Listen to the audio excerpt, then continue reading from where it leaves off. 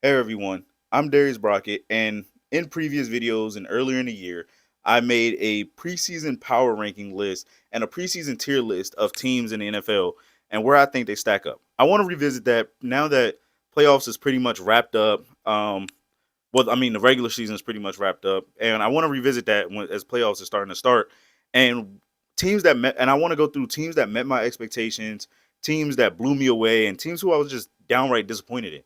So somewhere around here, there's going to be a picture or the graphic of where I had teams listed in the power rankings. But I also, if you look at my previous videos on the NFL, I had them in tier lists. I had them in teams who were Super Bowl contenders. I had them as playoff contenders and dreamers who are definitely going to be in the playoffs, but I didn't know if they would win.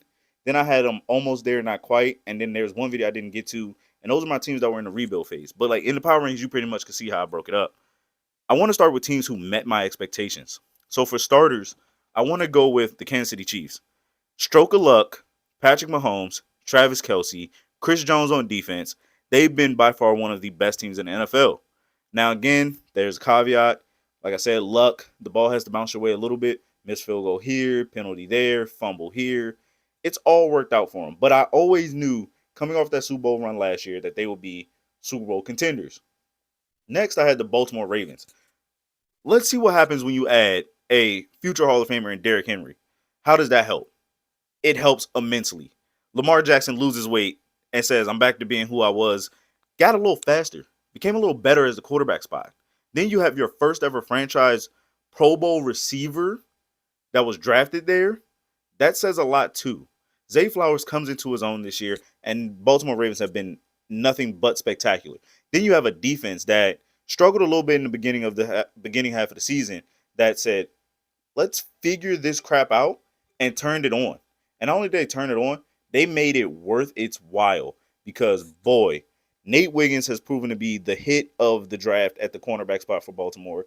Marlon Humphreys has stepped into it, and Kyle Hamilton's taking his game to the next level after a great season the year before.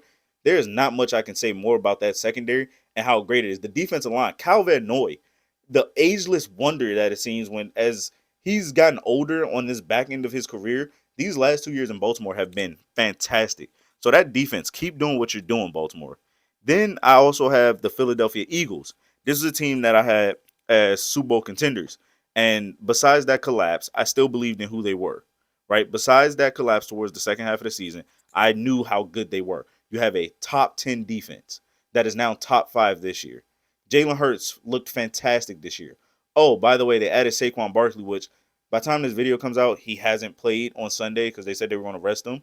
Unfortunately, he won't break Eric Dickerson's record, but 2,000 yards rushing. A.J. Brown, he's looking good. Devontae Smith, he's looking good. I know there was a little commotion during the season or at the middle half of the season with Brandon Graham and the locker room talking about what's going on with Philly's offense. They're winning games, but geez, they're still playoff contenders. They're still Super Bowl contenders. That defensive front looks freaking good. Cooper DeJean at the secondary, he's playing good. CJ he's looking fantastic. So the Philadelphia Eagles were definitely Super Bowl contenders, and they fully leaned into it. Then I had teams like the Detroit Lions. They weren't in my Super Bowl contenders tier, but I did have them as playoff contenders. Not that last year was a fluke. I thought they could double down on last year and make some moves. And geez, they did it. Jared Goff, where what we thought his career was supposed to die at in Detroit, Dan Campbell said, I'm going to take this guy and I'm going to make him 50 times better than last time we saw him in the Super Bowl. And he's done that. Then you have four players, one, two, three, four, have 1,000 plus scrimmage yards in total a piece. That is scary. Sonic and Shadow, your David Montgomery, you got the running game looking fantastic. Then you have two receivers who also have 1,000 yards. St. Brown is looking immaculate. Then Jameson Williams finally steps into the receiver that we all thought he was when he got drafted in the first round. This offense has been amazing. This gutsy Detroit Lions team has been crazy. And then another team that I had as playoff contenders that have kind of met my expectations, barring what was supposed to happen, was the Minnesota Vikings. It really came down to who was going to be quarterback. But from a top 25, top 20 defense to a top 10, top 15 defense as a whole, that is a massive step up. I enjoyed watching the celebrations. So you got to give them credit for that. But getting takeaways, and like I said earlier, it came down to quarterback. I knew the offense was going to be fine. I felt very confident in Kevin O'Connell and what he was going to build out that offense, losing Kirk Cousins. I felt confident in his two receivers that he had in Jordan Addison and Justin Jefferson. But they add Aaron Jones, and that changed the dynamic of the game. But also, Sam Darnold, a guy who we thought would just be a bridge holder, a placeholder for this team, comes in and he says, "Hey, I'm a starter." And KO KO has done amazing. KOC has done a fantastic job because Sam Darnold's numbers are amazing. Fourth in passing yards, he's fifth in tutties, and he's top 15 in QBR. He's done everything right that he's supposed to do to get this team where it's supposed to be. And then I had teams that just downright disappointed me. And these teams were teams that came in with a lot of hype, and I kind of drank the Kool-Aid a little bit, expecting them to at least do something, and they just fell on their faces. And I want to start with the New York Jets here. Aaron Rodgers tears the Achilles the year before, so we kind of watched that season. We think, okay, everyone's happy, we're back, healthy. All the hype of how Rodgers is throwing the ball and how we're looking at it, it's supposed to go good, and it's been a crapshoot. Your defense has not looked as great as what they were projected to be, and that's a problem. You go trade for Devontae Adams because you realize Garrett Wilson needs a little bit of help and the other receivers aren't doing their job. And Devontae Adams is just as sad as he was when he was in Vegas, even while he's getting touches from his best friend. So it's been really crazy to watch that whole thing play out, and it's hasn't been fun. Oh, by the way, they also fired their head coach Robert Saleh in the middle of the season, and the owner of the Jets has allegedly may have his kids running the organization by not trading for Jerry Jeudy because his Madden rating isn't high enough. Like, what's going on? And then the second team I'm disappointed in was the Chicago Bears. Their season pretty much wrapped up after the Hail Mary against the Commanders took place. Tariq Stevenson celebrating, the Hail Mary goes up, boom, game set match, and they've never been able to bounce back. But this is a team that I wanted Caleb Williams to not be on. I believed in Justin Fields a lot because they won 7 games with Justin Fields without the same amount of talent.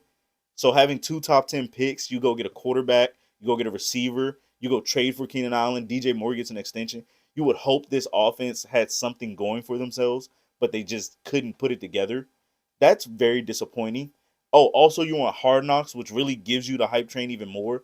And I just wanted you to win 7 games, and you guys can't even touch that. It's been very disappointing. And lastly, the team that blew me away, and this is an easy layup, the Washington Commanders, a team that 39% of the 2024 roster played on 2023's team. That says so much about how we look at this. Like, you have this much of a roster and this much talent that you were like, no, they're not good enough. And with all these new faces, new head coach, new owner, new organization, pretty much starting from scratch, you go win 11 games for the first time since 1991. Last time they did that, they won a Super Bowl. I'm not saying this team is going to win a Super Bowl. This team I had as a tier of you're rebuilding. So I thought 7 games was the limit. Surpass that easily. Have a potential rookie of the year quarterback on their hands. This team has exceeded expectations in more ways than one, and they just outright blew me away. You guys let me know in the comments what teams met your expectations, disappointed you, or just blew you away, whether it's something major or something small. Uh, I'm going to try to get more videos in as the NFL playoffs are starting to ramp up, and I'll see you guys at the next video, most definitely. But let me know. Like, share, subscribe, comment, send it to a friend. I want to get everyone else's thoughts on this.